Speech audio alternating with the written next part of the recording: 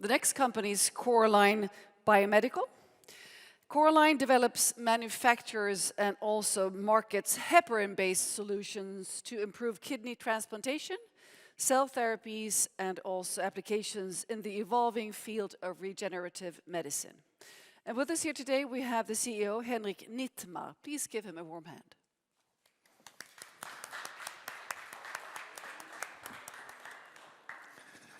Thank you very much, and thank you very much for listening in to this presentation of Corline.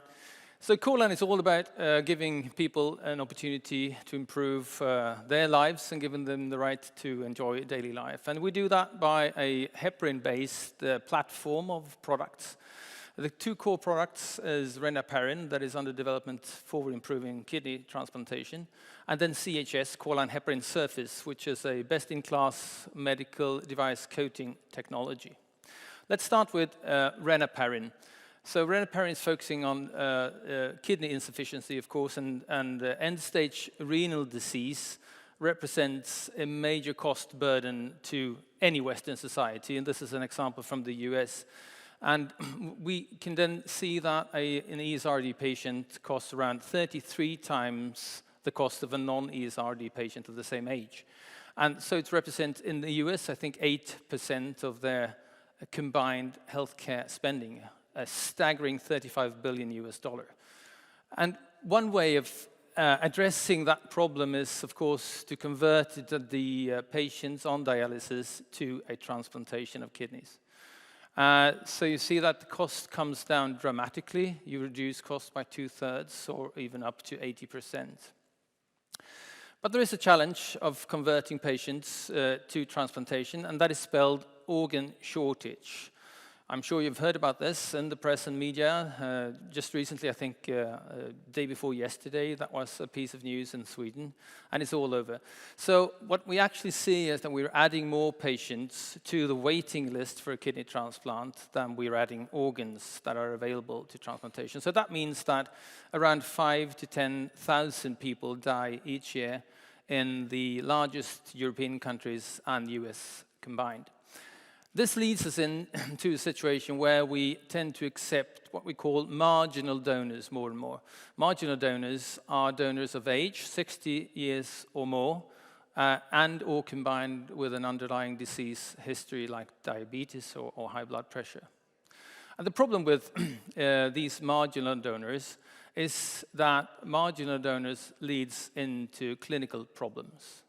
And marginal donors are also used even more so in the US, or will be, because in 2019, the then President Trump signed a presidential order saying that we should actually double the number of transplantations made in the US in order to handle the healthcare budget issues that he saw.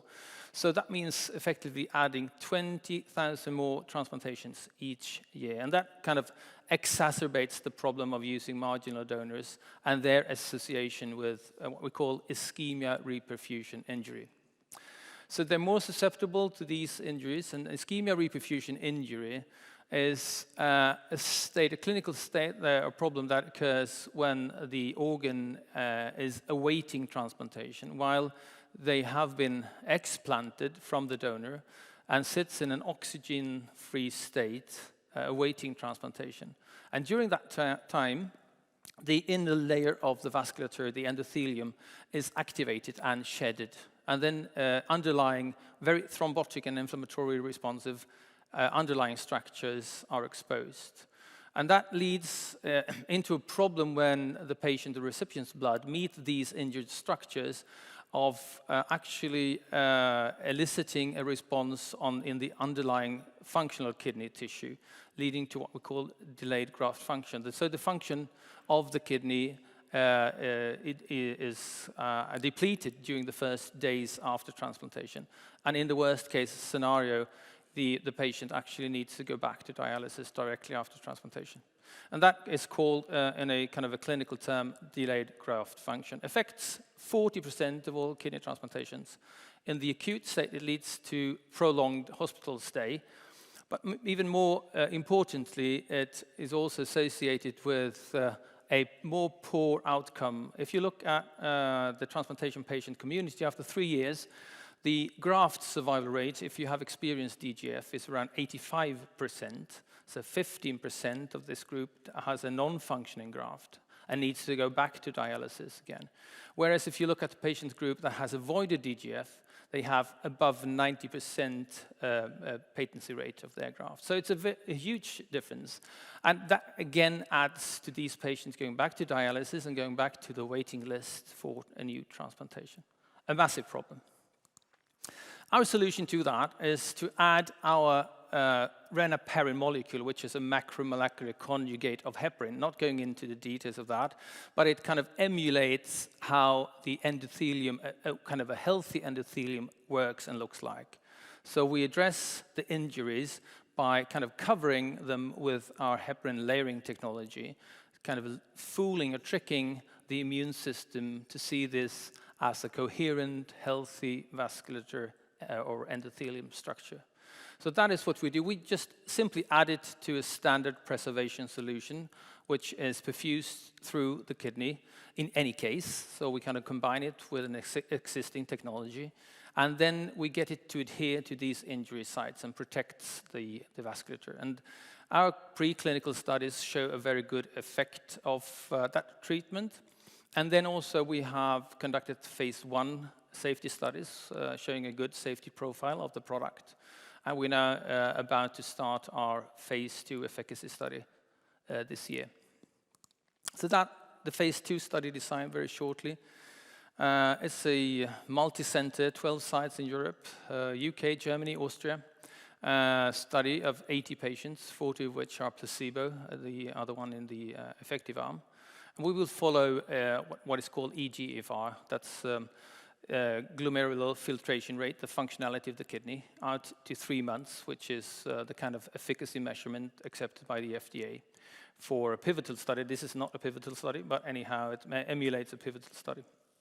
We will focus, in order to kind of decrease the size of the study and also the study time, we will focus on the marginal donor group, not all comers, as we did in the safety study and as we will in the phase 3 design. But for this efficacy study, we will kind of focus it on the marginal donors. And we'll also, of course, look at safety at that time. And we will, in addition, we will do an interim study analysis after half of the study population, so 20 plus 20, to do any readouts at that time. The overall timeline for this product and also the phase 3 study starting point is estimated to end of 2023. And then we're looking at potential licensing agreement at that time point, or else we go forward with our own design and financing of that study, depending on the results of the study, the phase 2 we're currently conducting, but also, of course, the financing community at the time. In any case, this kind of represents a healthy marketing opportunity or market opportunity for a product being approved for this DGF IRI indication. Going back to the other arm of our business, that's the traditional device coating, CHS, Corline Heparin Surface. It is the same technology, and the basic technology when it kind of sits on an implant looks like this. It works in the same manner as when we do it for the kidneys. We kind of coat the surface of interest, the thrombotic surface. In this case, it's a metal surface and a coronary stent that is represented here. It could be glass, plastics, or any type of blood contacting device material. And we can put it on any substrate. In the medical device applications, we use a priming technology that is kind of makes it possible to address any type of application out there. And then we will get the same type of response as in the kidney transplantation with a anti-thrombotic, anti-inflammatory functionality on the surface. So we kind of, the biocompatibility of the surface is increased. So this is how the technology looks in some kind of focus. The CHC part, the macromolecular conjugate, is the same for the renaparin product as it is for the CHS. The only thing differing here is kind of the specifications, of course, but also how we apply it. In this case, we apply it with the primary technology. We manufacture the reagents for this purpose, and we also do coating services in our facility in Uppsala, which is a small but very effective facility. The kind of peak volumes we have handled in that facility is 40,000 coronary stents per year. So the product has been used clinically for more than 100,000 patients in the German market historically. And we do that for our customers, I said, the service coating for our customers. And just a couple of examples of customers we're working with in the CHS space. This is a company called Cardium. It's a Canada, Vancouver-based company, active in the space of heart arrhythmia. So atrial fibrillation is their kind of indication. And they're working with a very advanced new type of device, a catheter-based device that combines two functions, diagnosis of the arrhythmia and also treatment in the same type of catheter. That reduces the indwelling time from 4 hours to maybe 20 minutes, and also kind of increases the effectiveness of the treatment as it is less dependent on the actual individual doing the treatment. They have kind of objectified the measurement of the arrhythmia and also the therapeutic effect of their treatment. So it's a very interesting new type of catheter. It's approved in Germany, actually, and in the European Union, in a non-coated version, just for kind of clinical trials and stuff like that. But as you can see, it's quite complex in its geometry, and it's likely to elicit a thrombotic response. And the worst case scenario in this type of treatment is that you actually get a blood clot around the device, and that blood clot is released. And when it's released, you have a very high likelihood of patient getting a stroke. So that is something you actually want to avoid to 100%. So that is why they need to have some kind of coating. And ours is one that is representing the best kind of functionality in the market. So that is why they've chosen us. They were kind of a medium-sized, highly growing company, or a very rapidly growing company.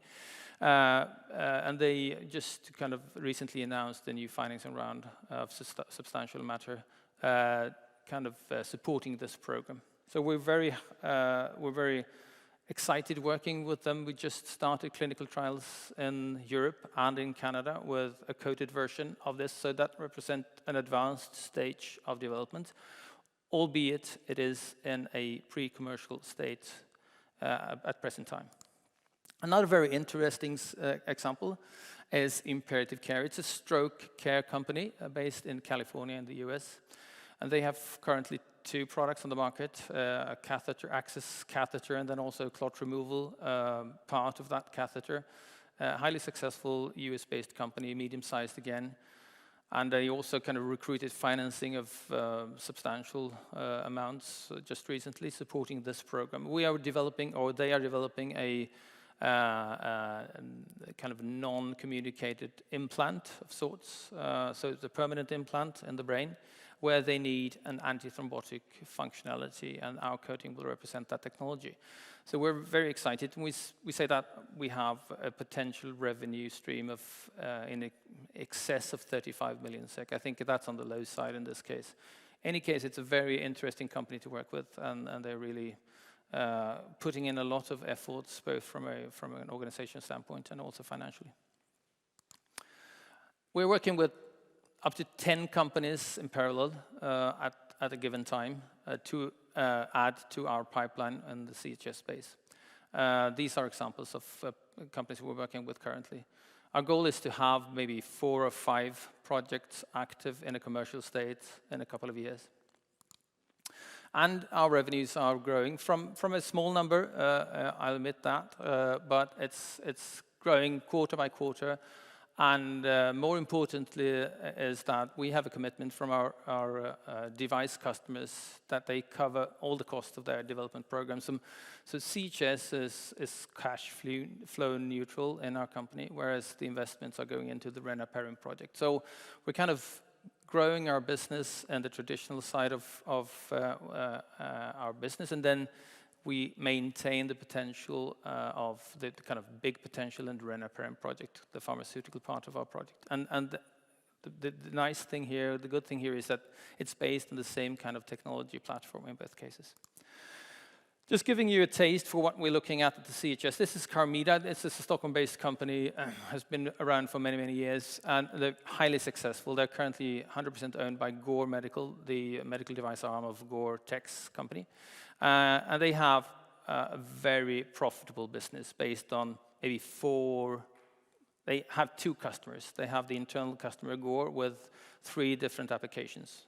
And then they have an external customer. And based on those very few, I would say, relationships, they kind of stage a very successful business. And we are aiming for the same type of numbers in our business. This is our management team and board, a highly experienced board representing both the pharmaceutical industry as well as the medical device part of our business. And the same goes for the management team.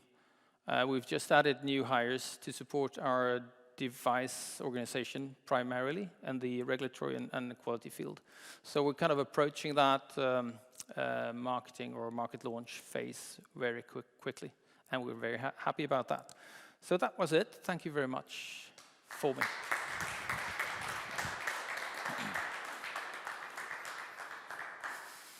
Well, thank you very much, Henrik. What would you say is the key success, the core success factor in your company? What is that sort of your uniqueness? So it differs between the 2 strains of businesses, I think. In the medical device part, which is as a very kind of day-to-day routine business currently, we don't kind of have any technological advanced development currently.